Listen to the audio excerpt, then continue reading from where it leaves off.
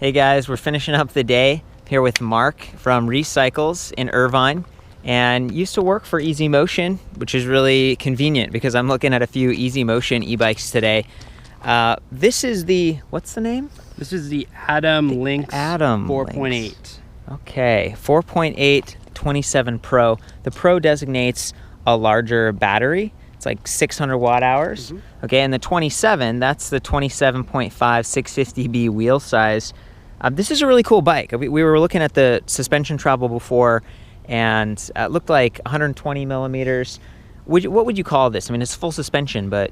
You know, just the way the geometry at this bike is, 120 millimeter 650B. You're looking at kind of like an all-mountain style bike, maybe a little bit more XC oriented, cross-country. Cross-country? Yeah. Okay, and that's good for what we're doing here. There's these trails and just service roads and stuff we're messing around on. Yes.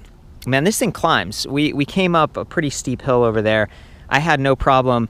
You were riding another Easy Motion bike over here. This is the Evo 27.5. So similar wheels and stuff, even a similar look, but it uses a hub motor, 500 watt, so it's more capable than some of the older Evo, 48 volt battery on that. Versus this one, it's 250 watt motor, but because it's mid-drive, I was able to shift down and really climb efficiently. This also just felt a little bit smoother, not quite as zzz. It was kind of like in line with what I'm doing. This is the Bros motor system, really compact, nicely integrated. They don't force you to use their batteries and displays. So Easy Motion has done their really clean looking down tube battery. It's basically the same battery between these two. It uses the same charger and some of the other characteristics, but it's 36 volt, so it's not the 48 volt. And if you come up here to the display, it's the same thing. It's got the removable button pad, removable display. This is sort of their upgraded option. It turns on faster, and it gives you some feedback about battery temperature and even some service sort of, what was that called, the mode? Yeah, so this Pro display offers a little bit more diagnostics on site for shots. For a shot. Yeah, exactly. Yeah, that's neat. It's kind of cool that they were able to set this up the way they wanted and to match their style. It's a little bit more of an Easy Motion bike than a Brose bike. So I like that. I just wanted to call it out. Let's go through some of the other, I guess, details on this. So I think we were saying there's an 18-inch frame and then there's a 20-inch frame. So you get a couple sizes. Nice slope top tube. We've got Fox suspension, front and rear. Really nice. Rhythm 34. This has a 15 millimeter thru-axle, which is great. Like better stiffness, easy to get on and off. Nice big hydraulic disc brakes. You can see up front here, we got the quick release, and then the Shimano SLX levers with tool-free adjustable reach, and that's kind of nice. 2-finger, works pretty well. Do you remember we were measuring the rotor sizes earlier? What was it? So the rotors are 180 and then 160 rear. Right, and when we were looking at the other bike, that one had 203 up front, right? Yep, it did, yeah. So it's kind of interesting to see how they've mixed and matched. Like, this is an upgrade in a lot of ways, but not quite all. And I was also just thinking there's a bit of a bulge on the motor here. It just sticks out a little bit more than on some of the other, like the Bulls bikes, the Specialized Turbo Levo bikes. They all use the Brose motor as well. And it's kind of interesting to see how they integrate with the frame. So you're a little bit more hardcore than I am, Mark, and about mountain biking and stuff. And I'm learning from you, and it's awesome. And I was hoping you could talk just a little bit about this suspension design and what benefits it offers. So the suspension kinematics on this, it uses the split pivot system, which is a linkage design that is similar to the DW Link, which is Dave Weagle's suspension design. It's got a rearward pivot right here that's in line with the axle, so you get an extremely active braking platform. Okay. When you're braking, you get full range of motion on the travel. Okay, I like that. Some of the other things I noticed when we were checking it out earlier is there's this, it's kind of a chain guide, I was thinking, keeps it from bouncing off. What did you call it? It's just a chain retention system. So when you're running a one-by, you want to be very cognizant of there's no derailleur there, and that takes the place of a derailleur. It's obviously not shifting, but it keeps the chain on all the time. I love that. Yeah, it's exactly. It might even clear some debris a little bit too. So FSA chain ring up front, narrow wide tooth pattern, so it locks the chain on a little bit better as well. the big ring back here is 42 teeth. Is this 11? This is an 11-speed bike. 11 speed, yeah. Shimano Dior XT, and it has the one-way clutch. It's shadow, so that just makes this tighter. Can you describe that in your own words again, when you'd want and what the feeling is to switch that on? Yeah, so it's a one-way clutch system. Shimano's been known to have kind of a looser rear lower pivot right there on the chain, and so they went ahead and put a one-way clutch in there, so it doesn't resist the shifting action, but it gets a nice, quieter, less chain slap in rough conditions. Okay, cool. And of course, the Easy Motion bikes have always had these great slap guards, which I appreciate. So the Brose motor measures your rear wheel speed. There's a little magnet floating around. It measures your pedal cadence and pedal torque.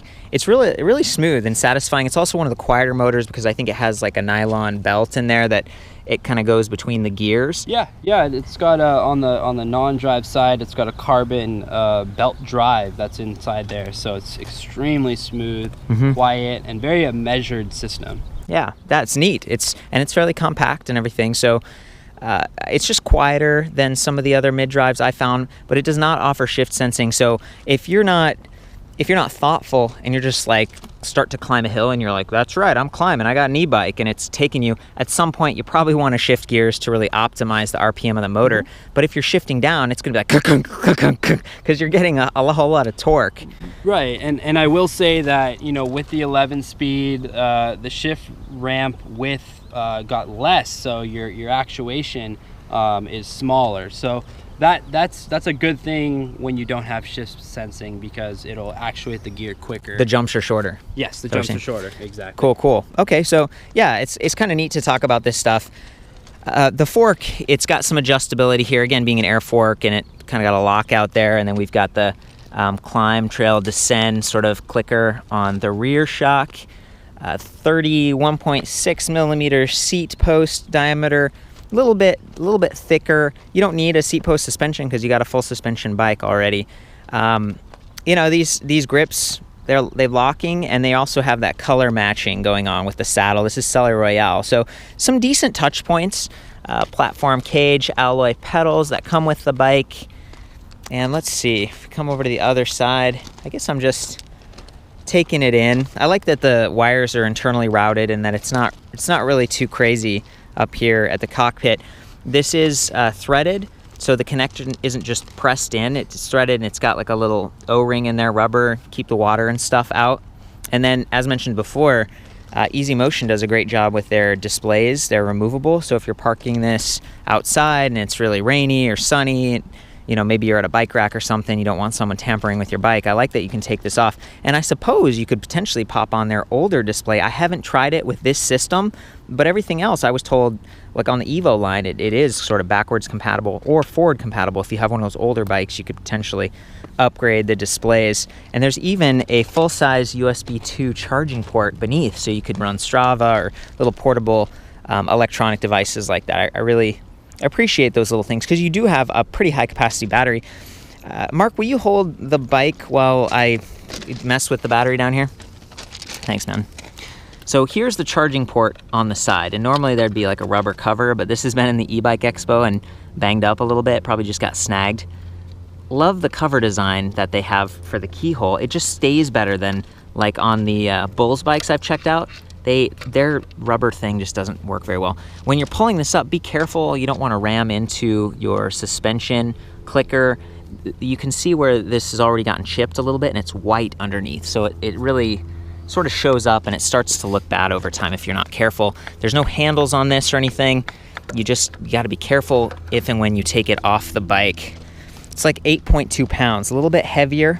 There's the charging port on the battery, different than on the side of the bike. So you do need this little dongle adapter, which is actually connected. You can see right here on the charger, see that big funky thing? It connects to the circular port right here. The circular one is what charges on the side of the bike. And it does have this twist mechanism. I was always complaining, like, why does it have that? You know, it's if you lock it when it's on the bike, you can pull the bike over. This is pretty close to the crank arm. It gets sheared off. Well, I think it's actually so that the dongle doesn't come off, so you don't lose it. So I take it back. Glad it has that twister. You don't have to twist it when it's plugged into the bike. This is a 2-amp charger. It's like 1.5 pounds. Nothing too special in my opinion. It's just kind of gets the job done. I wish it were a little bit faster given how large this battery pack is. You spend a little bit more time at the charger as a result. But, you know, maybe you don't stress the cells so much with quick charging. You have any comments on this? No, it's yeah, 2 amps is, you know, it's a little lower than what we see on some of the other bikes and stuff. So it would have been nice to see maybe a larger one.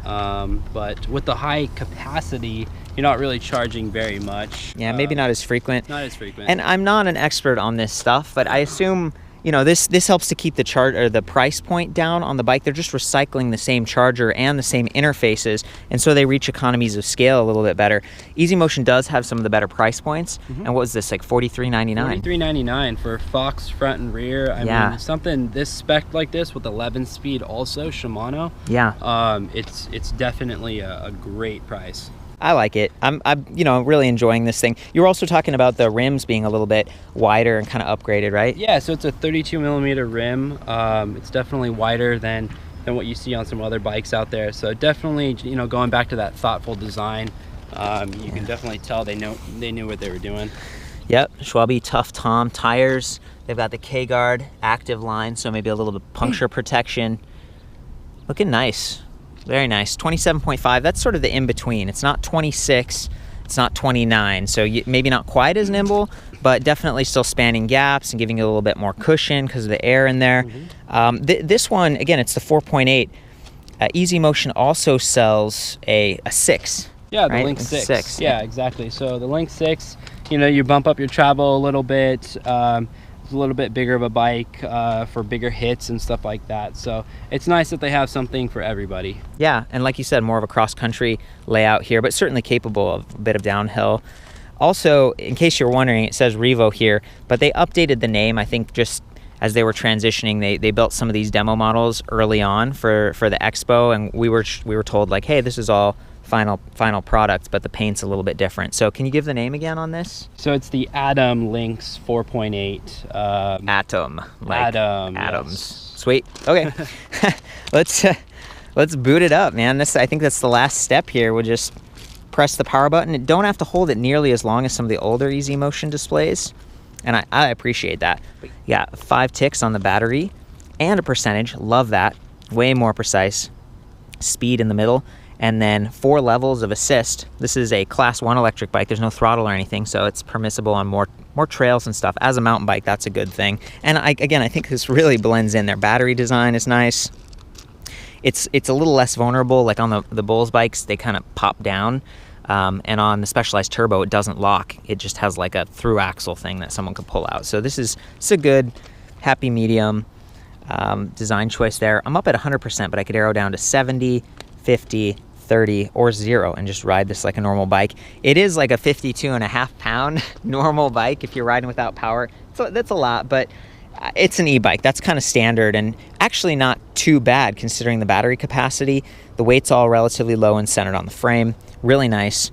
And then down here we've got some readouts about you know, your ride. So we have like total odometer, total ride time, and then you can switch and go to trip odometer, trip ride time, and average speed. Also, there's one in here, if you cycle through, it gives you sort of like miles to empty, so to speak.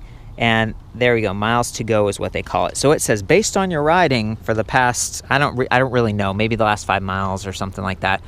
It just estimates, like, here's what we think you can keep doing before the battery goes out if you stay consistent. But if you're constantly arrowing up and down, this isn't as dynamic. It doesn't change on the fly the way that the Yamaha and the Bosch system do. So keep that in mind if you're wondering, like, why isn't it changing? That's why. It's a little bit more of an average piece of feedback. This is backlit. If you hold down the minus key for a couple seconds, you get like a little light indicator. So if you hold plus, I think does this one have a walk mode too? This one did, yes. It did have a walk mode. Yeah. Oh my gosh. So yeah, if you hold plus, I was using it. What am I talking about? I was using it to come up that hill, and were you? Okay. I'd say it was like more like this was a slow, wasn't it? Yeah, it was kind of more mild. It wasn't as heavy duty as the other one. Can you lift the rear and we'll like experiment with this? So I'm holding the plus. Look at that. There we go. Waltz mode. Like, it's just super slow. But you can change gears. See, he's clicking it up, so then the wheel starts to go a little bit faster. It's the thing about bid drive. It's like a manual transmission car. I really appreciate you doing that. Thank you, Mark. Of course. It's fun to see this. It's hard to do this on my own sometimes, and your help is amazing. Glad to be here. Okay, so I think that's kind of it. Have I missed anything before we go hop on? You know, just kind of wanted to come by. So the Brose motor uses standard 104 BCD chainring. So in a shop setting, you can tune this. You can put just a standard chainring on there, go down to a 32 tooth, or if you wanted to go up to like a 40 tooth, just depending on your riding. So that's a nice little thing right there. The Bosch, That star pattern? Yeah, It's exactly. like It's a standard. It's 104. They call it bolt circle diameter. So it's a Nice. standard in the bike industry. Okay, that's a great point. It's nice to be able to tinker with this and actually service it and treat it more like a normal bicycle. I think you were saying 142 by 12 millimeter through axle in the rear. Yeah. Too, yeah. so very stiff. And these, I don't know if these are 15 millimeters, but they're pretty big. So this is a stiffer bike. This is a real electric mountain bike. Whereas, you know, some of these hub motor ones and stuff, or some of the lower end ones, they just flex a lot and they're not. Exactly, and this uses like an actual trademarked suspension platform. The split pivot is a trademarked engineered solution. So it's got the least amount of pedal bob. It's got really good rear stiffness, and it's also got that active under braking. So Nice, man. Yeah. Very cool. Well, I think it's best to show, I guess, how the mounts and responds on concrete. But I might put the frame camera on and just mess around here, and then there was that drop over there, and watch you like take that on the bike too. Yeah, absolutely. Yeah. Thanks, man. Nice. Beautiful spot. And again, getting up here is no problem with these bikes. Okay, I've got it in the highest level of assist. I'm gonna climb a little bit and then I'm gonna take some nice drops.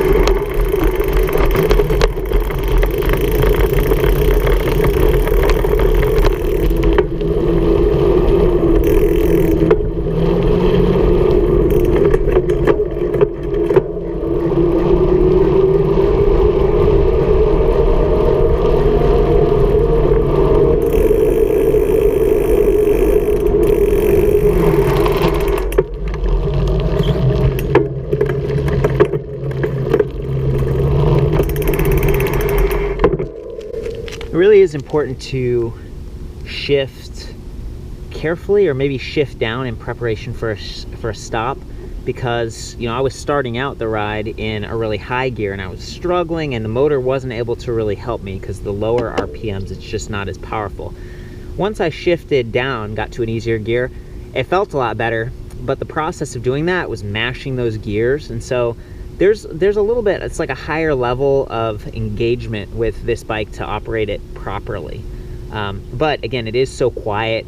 Was able to hit that 20 miles per hour, maybe not quite as zippy as hub motor, but in a way that felt really fluid and natural. And I just love how everything blends in on this bike.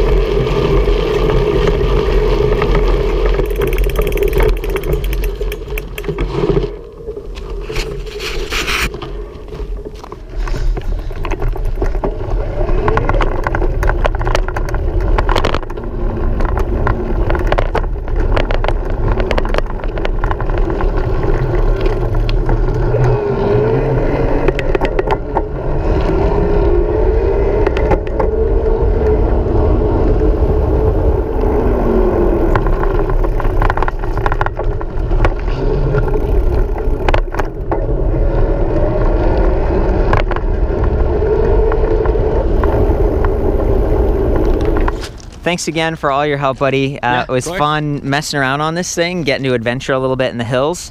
For the full write-up with all the specs, again, I only was able to measure this frame size, but I put the standover height and length and everything. I'll see you back at ElectricBikeReview.com. And of course, ride safe.